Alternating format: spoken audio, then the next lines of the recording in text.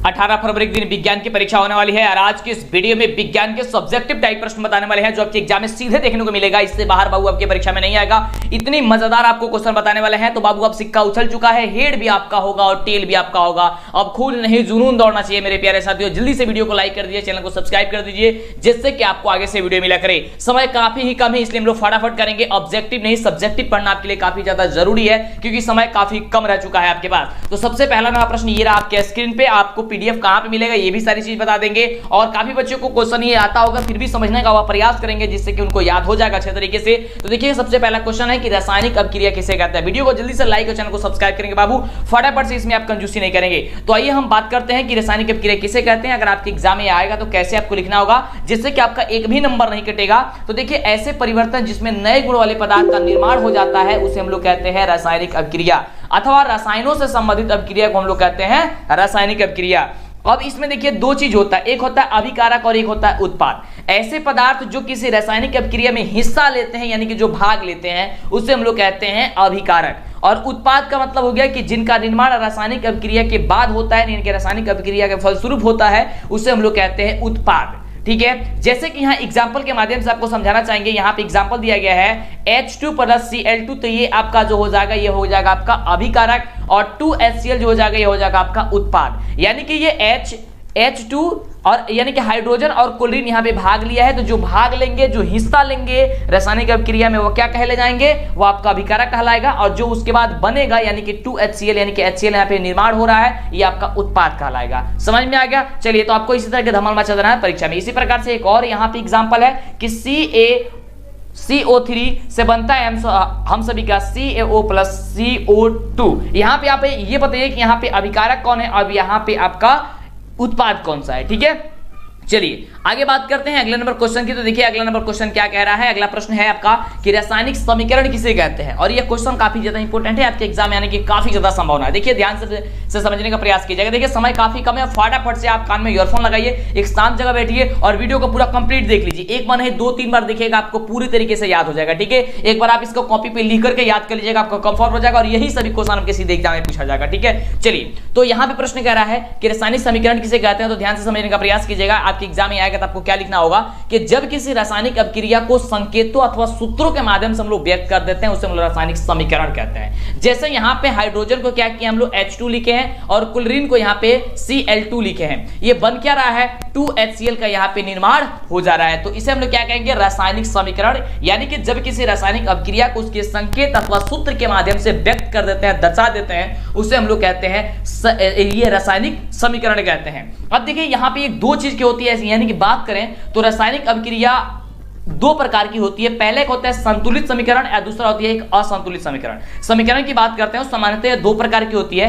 पहला प्रकार होता है संतुलित। तो संतुलित समीकरण किसे कहते हैं, क्योंकि ये देखिए क्वेश्चन हमेशा इंपोर्टेंट रहता है और कभी ना कभी आता ही आता आपके एग्जाम में, तो इसको तो एकदम नोट कर लेना आपको। देखिए जब किसी रासायनिक अभिक्रिया में अभिकारक और उत्पाद के परमाणुओं की संख्या समान होती है उसे हम लोग कहते हैं संतुलित समीकरण। यानी कि जो भाग लेता है और जो बनता है वो दोनों की परमाणु संख्या अगर बराबर होगी तो हम लोग कहेंगे वो संतुलित समीकरण है। अगर वह बराबर नहीं होगी तो उसे कहेंगे हम लोग असंतुलित है। जैसे कि यहाँ पे हाइड्रोजन H2 है, यहाँ पे हाइड्रोजन में इसकी परमाणु संख्या 2 है, क्लोरीन यहाँ पे आपका 2 है और इधर हम देख पा रहे हैं जो उत्पाद के रूप में बन रहा है वो बन रहा है क्या चीज HCl और HCl में यहाँ पे 2 लगा हुआ है। यानी कि हाइड्रोजन भी यहाँ पे 2 है और यहाँ पे क्लोरीन भी आपका 2 है। यानी कि ये आपका हो जाएगा संतुलित समीकरण।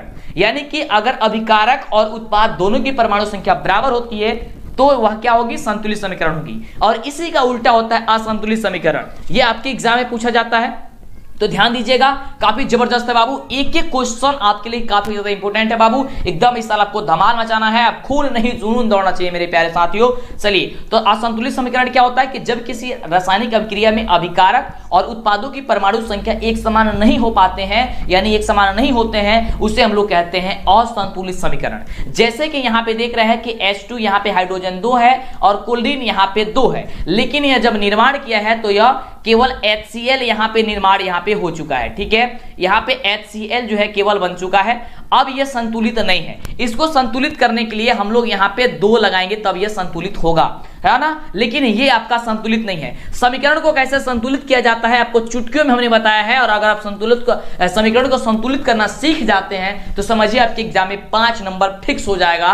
तो वह वीडियो इस वीडियो के डिस्क्रिप्शन में आपको मिल जाएगा, वह वीडियो जरूर देखिएगा, मिस न कीजिएगा। फिलहाल इस वीडियो को देखिए कि क्या क्या क्वेश्चन आपका इंपॉर्टेंट है। लगभग आपको इस वीडियो में 20 क्वेश्चन बताने वाले हैं जो आपके एग्जाम में हमेशा के लिए इंपॉर्टेंट रहता है और आपके एग्जाम में आने की पूरी संभावना है बाबू, और यही सभी क्वेश्चन आपके एग्जाम में आएगा। अगला प्रश्न आपके स्क्रीन पे कि रासायनिक समीकरण को संतुलित क्यों किया जाता है, और यह क्वेश्चन हमेशा इंपॉर्टेंट रहता है। और समझिए कि इस साल ये क्वेश्चन आने की मतलब कि 100% चांस है, ठीक है, मतलब क्वेश्चन बहुत जबरदस्त है और आपके इस साल परीक्षा में समझिए कि छप ही गया होगा। चलिए तो क्वेश्चन देखिए क्या कह रहा है कि समीकरण को संतुलित करना आखिर क्यों आवश्यक होता है। तो देखिए समीकरण को संतुलित करना आवश्यक इसलिए होता है क्योंकि द्रव्यमान संरक्षण के नियम के अनुसार किसी भी रासायनिक अभिक्रिया में न तो परमाणु नष्ट होता है और न ही निर्माण होता है। इस नियम के अनुसार दोनों को यानी कि अभिकारकों और उत्पादकों की परमाणु संख्या समान होनी चाहिए, और वह तभी संभव होता है जब दोनों तत्वों की परमाणु संख्या समान होती है। देखिए एक लाइन में अगर इसका उत्तर लिखना चाहें तो बस आप यही कह सकते हैं कि रासायनिक अभिक्रिया को संतुलित करना इसलिए आवश्यक है क्योंकि यह द्रव्यमान संरक्षण के नियम के लिए, ठीक है, यानी कि द्रव्यमान संरक्षण का नियम हमारा यह कहता है कि द्रव्यमान संरक्षण में न तो कोई परमाणु नष्ट होता है नहीं कोई परमाणु निर्माण होता है। इसलिए द्रव्यमान संरक्षण के नियम के लिए हम लोग को समीकरण को संतुलित करना होता है। चलिए आगे बात करते हैं अगले क्वेश्चन की, जो कि काफी इंपॉर्टेंट था। इसे आप स्क्रीनशॉट लेना चाहते हैं ले सकते हैं, नहीं तो अंतिम में आपको अभी बता रहे हैं हम कि पीडीएफ वगैरह कहां मिलेगा, आपको वहां से जाकर के ढूंढ करके तैयारी कर लेनी है। ऑब्जेक्टिव सब्जेक्टिव मॉडल पेपर सारा चीज आपको मिल जाएगा, ठीक है। जल्दी से वीडियो को अभी तक जो भी बच्चे लाइक नहीं किए यार लाइक करो, फटाफट से करो लाइक, और चैनल को सब्सक्राइब करो, दोस्तों को शेयर करो फटाफट से, जाके उनको भी नॉलेज हो जाए, उनको भी जानकारी हो जाए और जाकर के परीक्षा में धमाल मचा दे। अगला प्रश्न बाबू आपके स्क्रीन पे कि ऊष्माक्षेपी अभिक्रिया किसे कहते हैं। ऊष्माक्षेपी अभिक्रिया किसे कहते हैं तो ध्यान दीजिएगा कि जिस रासायनिक अभिक्रिया में उत्पादों के साथ साथ ऊष्मा निकलती है, बाहर होती है, उसे हम लोग कहते हैं ऊष्माक्षेपी अभिक्रिया। उसे क्या कहते हैं, ऊष्माक्षेपी अभिक्रिया। यानी कि कोई रासायनिक अभिक्रिया हो रही है वहां पे, और वहां पे अगर ऊष्मा निकल रहा है, ऊष्मा जो है निकल रहा है, बाहर निकल रहा है, उसे कहेंगे हम क्या चीज, ऊष्माक्षेपी अभिक्रिया। जैसे कि यहाँ पे CH4 से बन रहा है, यहाँ पे जब आप अभिक्रिया कराएंगे O2 से, तो यहाँ पे बनेगा क्या चीज प्राप्त, हमें क्या होगा कि CO2 प्लस H2O, और उसके बाद से यहाँ पे जल जो होगी हम लोग ये ऊष्मा जो होगी यहाँ से हम लोग का बाहर होगी, ठीक है। अब देखिए उसी प्रकार और इसी का उल्टा होता है ऊष्माशोषी अभिक्रिया, और ये क्वेश्चन काफी ज्यादा इंपॉर्टेंट है बाबू, इसे का ध्यान दीजिएगा। अगर आप छोड़ करके जाएंगे तो काफी ज्यादा दिक्कत होगी आपको। ध्यान दीजिएगा कि ऊष्माशोषी अभिक्रिया किसे कहते हैं, तो जिस रासायनिक अभिक्रिया में ऊष्मा का अवशोषण होता है उसे हम लोग कहते हैं ऊष्माशोषी अभिक्रिया, ठीक है, जिसमें ऊष्मा का अवशोषण होता है, यानी कि बाहर से ऊष्मा उसको दी जाती है, उसे हम लोग कहते हैं ऊष्माशोषी अभिक्रिया, ठीक है। काफी बच्चे को इन सभी क्वेश्चन पता होगा, लेकिन ध्यान पूर्वक देखिए, और भी बहुत सारे क्वेश्चन आपको बताने वाले हैं, और आपको याद है तो बहुत अच्छी बात है, याद नहीं है तो नोट कर दिया, याद कर लीजिए, ठीक है। कम फॉर वीडियो को छोड़ करके जाते हैं तो बहुत ज्यादा आपको दिक्कत होगी, प्लीज बाबू रिक्वेस्ट करते हैं आपसे, क्योंकि समय आपके पास काफी कम है, ठीक है। ऐसा मत समझिएगा कि आपको सारा चीज याद है, प्लीज, क्योंकि देखिए आपकी यह समय जो है अनमोल समय है आपके पास। अब देखिए जैसे कि उदाहरण के लिए बात करते हैं कि जैसे यहाँ पे PbNO3 का होल ट्वाइस अगर यहाँ पे हीट दे रहे हैं PbO से बनता है हम लोग का क्या चीज, NO2 प्लस O2 से, यानी कि यहाँ पे हीट जो हम लोग का यहाँ पे ऊष्मा दी जा रही है, ठीक है। इसे हम लोग क्या कहेंगे, ऊष्माशोषी अभिक्रिया, ठीक है, यानी कि जिसमें जो होती है जिस रासायनिक अभिक्रिया में ऊष्मा का अवशोषण होता है, ठीक है, उसे हम लोग क्या कहते हैं, हम लोग कहते हैं उसे ऊष्माशोषी अभिक्रिया। तो हम लोग फटाफट कर लेते हैं क्योंकि समय काफी कम है। अगला क्वेश्चन आपके स्क्रीन पे कि संयोजन अभिक्रिया किसे कहते हैं बाबू। ये क्वेश्चन काफी ज्यादा इंपॉर्टेंट है, हमेशा पूछ ही दिया जाता है, जो कि काफी रसगुल्ले की तरह यह क्वेश्चन है, काफी आसान है। तो ध्यान दीजिएगा कि संयोजन अभिक्रिया किसे कहते हैं कि जब दो या दो से अधिक पदार्थ संयोग करके एक पदार्थ, एक एकल पदार्थ, यहाँ पे एकल होगा, एक एकल पदार्थ का निर्माण करते हैं, उसे हम लोग संयोजन अभिक्रिया कहते हैं। यानी कि अगर दो छोटा छोटा पदार्थ मिलकर के एक बड़ा पदार्थ का निर्माण कर देता है, उसे हम लोग कहते हैं संयोजन अभिक्रिया। जैसे यहाँ पे C है यानी कि कार्बन है और ऑक्सीजन है यहाँ पे O, और ये दोनों मिल करके आपस में जुड़ करके एक बड़ा पदार्थ का निर्माण कर दिया, CO2 का निर्माण कर दिया, तो इसे हम लोग कहेंगे कि यह कौन सी अभिक्रिया हो जाएगी, तो यह संयोजन अभिक्रिया हो जाएगी। समझ में आया, दो छोटा छोटा पदार्थ मिलकर के एक बड़ा पदार्थ का निर्माण कर देता है, उसे हम लोग संयोजन अभिक्रिया कहते हैं। और उसी प्रकार से इसका उल्टा होता है वियोजन अभिक्रिया, कि जिन अभिक्रिया में एकल पदार्थ टूट करके यानी कि एक बड़ा पदार्थ टूट करके दो छोटे छोटे पदार्थ में ये विभक्त हो जाते हैं, बट जाते हैं, उसे हम लोग कहते हैं वियोजन अभिक्रिया। जैसे कि एक बड़ा पदार्थ यहाँ पे CaCO3 है और ये टूट रहा है, बट रहा है किसमें, CaO में और CO2 में, तो यह कौन सा अभिक्रिया हो जाएगी, यह वियोजन अभिक्रिया हो जाएगी। ओके, समझ में आ गया ना। चलिए आगे आपके स्क्रीन पे काफी धमाल मचाने वाला प्रश्न आ चुका है, विस्थापन अभिक्रिया और द्विविस्थापन अभिक्रिया। मतलब हद कर दिया ये क्वेश्चन है, इतना मतलब मजेदार ये क्वेश्चन है। ध्यान से समझने का प्रयास कीजिएगा कि जब एक तत्व दूसरे तत्व को उसके यौगिक से विस्थापित कर देता है यानी कि हटा देता है, तो ऐसी अभिक्रिया को हम लोग कहते हैं विस्थापन अभिक्रिया। जैसे कि यहाँ पे आप देख रहे हैं कि Zn प्लस CuSO4 से यहाँ पे क्या किया है, Cu को विस्थापित कर दिया है और उसका स्थान ग्रहण कर लिया है Zn, यानी कि अब यहाँ पे ZnSO4 प्लस Cu हो गया है, ये Cu को क्या कर दिया है, कॉपर को यहाँ पे बाहर कर दिया है। यानी ये आसान भाषा में कहने का आपको बताना चाहेंगे कि जब कोई भी तत्व हो, अगर एक तत्व हो और दूसरे तत्व को हटा दे, उसके स्थान से भगा दे, हटा दे और उसका स्थान खुद ग्रहण कर ले, तो ऐसी अभिक्रिया को हम लोग कहते हैं विस्थापन अभिक्रिया। जो कि यहाँ पे वही घटना हुई है कि Zn क्या किया है, Cu को हटा करके उसका स्थान ग्रहण कर लिया है, तो यहाँ पे ZnSO4 प्लस Cu हो चुका है। ठीक है, अब बात करते हैं हम लोग की विस्थापन अभिक्रिया क्या होता है। ध्यान से समझने का प्रयास कीजिएगा, काफी जबरदस्त क्वेश्चन है कि वैसी अभिक्रिया जिसमें अभिकारकों के बीच आयनों का आदान प्रदान होता है, वैसे अभिक्रिया को हम लोग कहते हैं द्विविस्थापन अभिक्रिया। आयन का मतलब ये धनायन और ऋणायन जो होते हैं, इसका आदान प्रदान हो।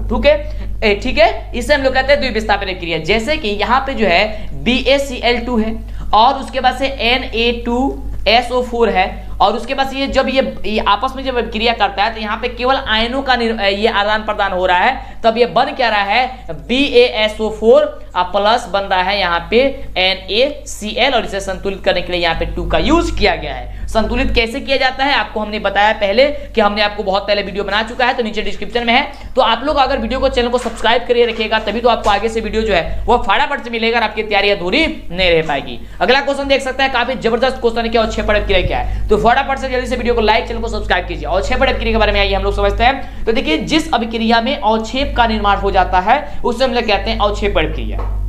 आगे आप ध्यान से समझने का प्रयास कीजिएगा कि जब दो विलयनों को मिलाया जाता है, जब दो विलयनों को मिलाया जाए और उनकी अभिक्रिया से एक श्वेत रंग की पदार्थ का निर्माण हो जाए, तो जल में अभिलेय होता, जो कि जल में अभिलेय हो, उसे हम लोग कहते हैं अवक्षेपण अभिक्रिया। ठीक है, क्या कहते हैं अभिक्रिया, ये अवक्षेपण अभिक्रिया किसे कहते हैं, ध्यान दीजिएगा कि जब किसी अभिक्रिया में अवक्षेप का निर्माण हो जाता है उसे हम लोग कहते हैं क्या चीज, अवक्षेपण अभिक्रिया। ठीक है, जैसे कि यहाँ पे जो है NaCl प्लस AgNO3 के से अभिक्रिया कराई जा रही है, तो यहाँ पे क्या बन रहा है, AgCl प्लस NaNO3 का निर्माण हो रहा है, जो कि यहाँ पे एक अवक्षेप का निर्माण हो जा रहा है। तो जब भी किसी अभिक्रिया में अगर अवक्षेप का निर्माण होगा उसे हम लोग कहेंगे अवक्षेपण अभिक्रिया। ओके, चलिए अब कमाल का टॉपिक आपके सामने आ चुका है, क्वेश्चन आ चुका है कि उदासीनीकरण अभिक्रिया किसे कहते हैं, तो आइए उसे हम लोग समझते हैं। तो ध्यान दीजिएगा कि जब अम्ल यानी कि एसिड और क्षारक यानी कि बेस के बीच रासायनिक अभिक्रिया के फलस्वरूप जब लवण और जल का निर्माण हो जाता है तो उसे हम लोग कहते हैं उदासीनीकरण अभिक्रिया।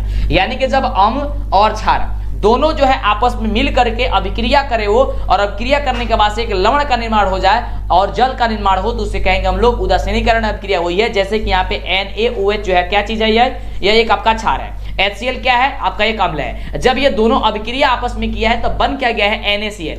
NaCl क्या है सर, तो कहेगा कि सर ये NaCl जो है आपका एक लवण है और H2O क्या है, ये जल है। बहुत बढ़िया, तो यहाँ पे क्षारक और अम्ल या क्षारक दोनों आपस में जब अभिक्रिया करते हैं तो जब ये NaCl यानी कि कोई लवण का निर्माण कर देते हैं तो उसे हम लोग क्या कहेंगे, उसे हम लोग कहेंगे उदासीनीकरण अभिक्रिया। ठीक है, चलिए तो आपको धमाल मचाना इस साल, बिल्कुल मचाना बाबू, काफी लाजवाब धमाल मचाने वाला आपका आंसर जो है होगा, आपका रिजल्ट आएगा, काफी मजेदार आएगा। बस आप ईमानदारी पूर्वक से तैयारी करते रहिए। स्क्रीन पे ये रहे कि रेडॉक्स अभिक्रिया किसे कहा जाता है और आपके एग्जाम के लिए काफी ज्यादा इंपॉर्टेंट है, ध्यान पूर्वक समझने का प्रयास कीजिएगा कि जिन रासायनिक अभिक्रिया में औपचयन तथा उपचयन साथ साथ होती है, यानी कि एक साथ वह घटनाएं हो, उपचयन हो चाहे अपचयन हो, अगर उसमें साथ साथ होती है तो वह रेडॉक्स अभिक्रिया कहलाएगी। जैसे कि यहाँ पे CuO प्लस H2 जो है और इसको जब अभिक्रिया कराते हैं तो यहाँ पे Cu प्लस H2 ये दोनों चीज यहाँ पे प्राप्त हो रही है। यानी कहने का मतलब क्या है कि इस अभिक्रिया में Cu से ऑक्सीजन हटता है और तब Cu का निर्माण हो जाता है, जो कि यहाँ पे अपचयन हो रहा है। तथा H2 से यहाँ पे ऑक्सीजन जुड़ जा रहा है, अतः यहाँ पे उपचयन हो रहा है। ध्यान दीजिएगा, यहाँ पे अभिक्रिया में जब आप ध्यान देंगे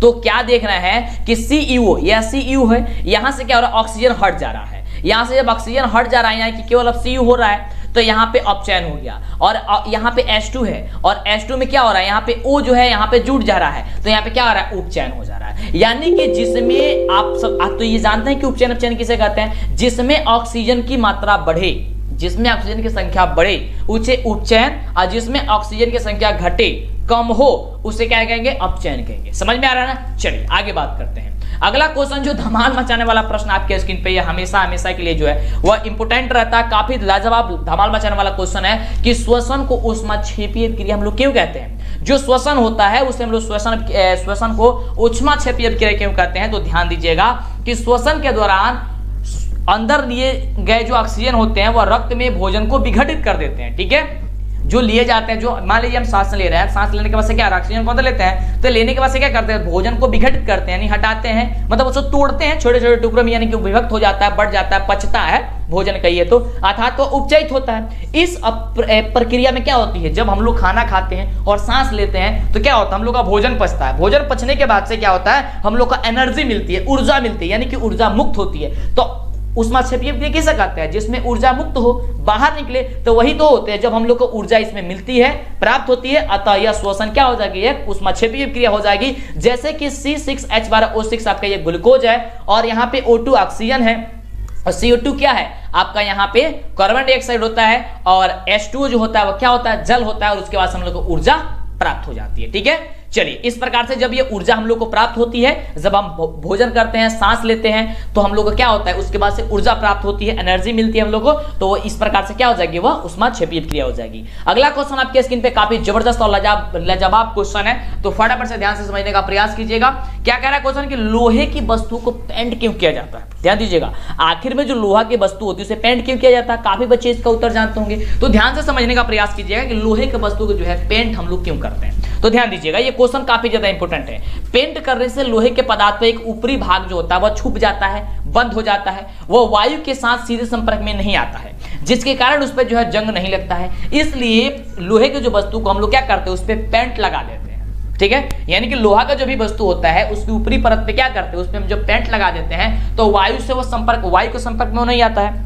ठीक है, जब वो वायु के संपर्क में नहीं आता उसमें जंग नहीं लगता, यानी कि जंग लगने से बचाने के लिए हम लोग को क्या करना होता है, हम लोग को लोहे के वस्तु को पेंट करना होता है। समझ में आ गया ना। चलिए आगे बात करते हैं अगले क्वेश्चन की, जो कि काफी लाजवाब क्वेश्चन है, ध्यान दीजिएगा। और अभी तक जो भी बच्चे सोच रहे हैं कि सब्सक्राइब करें या ना करें, तो फटाफट से कर लो जल्दी से, क्योंकि अब आपकी सारी क्लास चल रही है, वो मैथ हो, साइंस हो, सोशल साइंस हो, संस्कृत हो, हिंदी हो, कोई भी सब्जेक्ट हो, सारा का सारा कंप्लीट तैयारी, एकदम धमाल मचाने वाला क्वेश्चन आपके स्क्रीन पे मिलता चला जा रहा है, तो जल्दी से कर लीजिए। आइए अगला क्वेश्चन आपके स्क्रीन पे, तेल व रासायनिक जो खाद्य पदार्थ होते हैं उसे नाइट्रोजन से प्रभावित क्यों किया जाता है। या फिर आप चिप्स वगैरह खाते हैं तो उसमें आप देखते हैं कि बड़ा फूला हुआ रहता है, लेकिन उसमें चिप्स वगैरह बड़ा कम रहता है, तो फुलाया क्यों जाता है, उसमें नाइट्रोजन गैस भरी जाती है, क्यों भरी जाती है, उसी चीज को यहाँ पे पूछा जा रहा है। तो ध्यान दीजिएगा कि तेल एवं रासायनिक खाद्य पदार्थों को वायुरोधी बर्तनों में रखने पर उपचयन की गति धीमी हो जाती है, यानी कि उपचयन नहीं होता, यानी कि वह खराब ना हो, इसलिए जो होती है तेल एवं रासायनिक पदार्थों को नाइट्रोजन से क्या किया जाता है, प्रभावित किया जाता है।